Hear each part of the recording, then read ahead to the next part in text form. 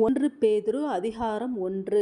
இயேசு கிறிஸ்துவின் அப்போஸ்தலனாகிய பேதுரு, பொந்து, கலாத்தியா, கப்பத்தோக்கியா, ஆசியா, பித்தினியா தேசங்களில் சிதறியிருக்கிறவர்களில் பிதாவாகிய தேவனுடைய முன்னறிவின்படியே ஆவியானவரின் பரிசுத்தமாக்குதலினாலே கீழ்ப்படிதலுக்கும் இயேசு கிறிஸ்துவினுடைய இரத்தந்தெளிக்கப்படுதலுக்கும் தெரிந்து கொள்ளப்பட்ட பரதேசிகளுக்கு எழுதுகிறதாவது: கிருபையும் சமாதானமும் உங்களுக்கு பெருகக் கடவது. நம்முடைய கர்த்தராகிய இயேசு கிறிஸ்துவின் பிதாவாகிய தேவனுக்கு ஸ்தோத்திரம் உண்டாவதாக. அவர் இயேசு கிறிஸ்து மரித்தோரிலிருந்து எழுந்ததினாலே அழியாததும் மாசற்றதும் வாடாததுமாகிய சுதந்திரத்திற்கேதுவாக ஜீவனுள்ள நம்பிக்கை உண்டாகும்படி தமது மிகுந்த இரக்கத்தின்படியே நம்மை மறுபடியும் ஜெனிப்பித்தார். கடைசி காலத்திலே வெளிப்பட ஆயத்தமாக்கப்பட்டிருக்கிற இரட்சிப்புக்கு ஏதுவாக விசுவாசத்தை கொண்டு தேவனுடைய பலத்தினாலே காக்கப்பட்டிருக்கிற உங்களுக்கு அந்த சுதந்திரம் பரலோகத்தில் வைக்கப்பட்டிருக்கிறது. இதிலே நீங்கள் மிகவும் சந்தோஷப்படுகிறீர்கள். என்றாலும் துன்பப்பட வேண்டியது அவசியமானதால் இப்பொழுது கொஞ்ச காலம் பலவிதமான சோதனைகளினாலே துக்கப்படுகிறீர்கள். அழிந்து போகிற பொன் அக்கினியினாலே சோதிக்கப்படும். அதை பார்க்கிலும் அதிக விலையேற பெற்றதாயிருக்கிற உங்கள் விசுவாசம் சோதிக்கப்பட்டு இயேசு கிறிஸ்து வெளிப்படும் போது உங்களுக்கு புகழ்ச்சியும் கனமும் மகிமையும் உண்டாக காணப்படும். அவரை நீங்கள் காணாமலிருந்தும் அவரிடத்தில் அன்பு கூறுகிறீர்கள். இப்பொழுது அவரை தரிசியாமலிருந்தும் அவரிடத்தில் விசுவாசம் வைத்து சொல்லி முடியாததும் மகிமையால் நிறைந்ததுமாயிருக்கிற சந்தோஷமுள்ளவர்களாய் களிகூர்ந்து உங்கள் விசுவாசத்தின் பலனாகிய ஆத்ம இரட்சிப்பை அடைகிறீர்கள். உங்களுக்கு உண்டான கிருபையை குறித்து தீர்க்க தரிசனம் சொன்ன தீர்க்கதரிசிகள் இந்த இரட்சிப்பை குறித்து கருத்தாய் ஆராய்ந்து பரிசோதனை பண்ணினார்கள். தங்களிலுள்ள கிறிஸ்துவின் ஆவியானவர் கிறிஸ்துவுக்கு உண்டாகும் பாடுகளையும் அவைகளுக்கு பின்வரும் மகிமைகளையும் முன்னறிவித்த போது இன்ன காலத்தை குறித்தார் என்பதையும் அந்த காலத்தின் விசேஷம் இன்னதென்பதையும் ஆராய்ந்தார்கள்.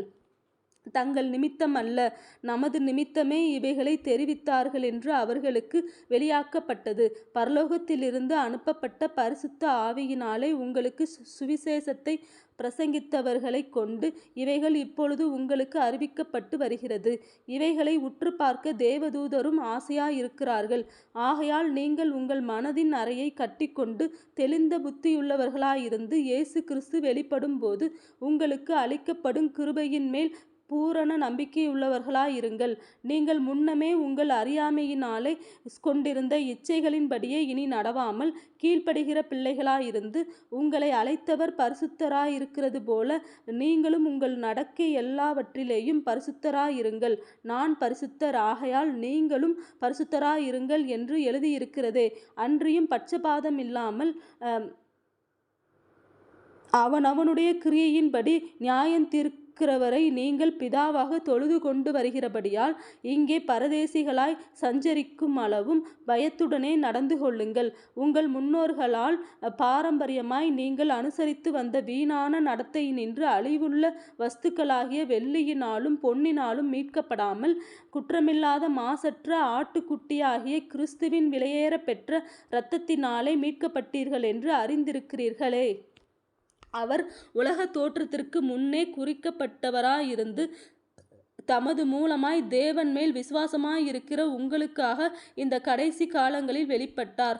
உங்கள் விசுவாசமும் நம்பிக்கையும் தேவன் மேல் இருக்கும்படி அவரை மரித்தோரிலிருந்து எழுப்பி அவருக்கு மகிமையை கொடுத்தார். ஆகையால் நீங்கள் மாயமற்ற சகோதர சிநேகமுள்ளவர்களாகும்படி ஆவியினாலே சத்தியத்திற்கு கீழ்ப்படிந்து உங்கள் ஆத்துமாக்களை சுத்தமாக்கி கொண்டவர்களாயிருக்கிறபடியால் சுத்த இருதயத்தோடே ஒருவரிலொருவர் ஊக்கமாய் அன்பு கூறுங்கள். அழிவுள்ள வித்தினாலே அல்ல, என்றென்றைக்கும் நிற்கிறதும் ஜீவனுள்ளதுமான தேவ வசனமாகிய அழிவில்லாத வித்தினாலே மறுபடியும் ஜெனிப்பிக்கப்பட்டிருக்கிறீர்களே. மாம்சமெல்லாம் புல்லை போலவும் மனுஷருடைய மகிமையெல்லாம் புல்லின் பூவை போலவும் இருக்கிறது. புல் உலர்ந்தது, அதன் பூவும் உலர்ந்தது. கர்த்தருடைய வசனமோ என்றென்றைக்கும் நிலைத்திருக்கும். உங்களுக்கு சுவிசேஷமாய் அறிவிக்கப்பட்டு வருகிற வசனம் இதுவே.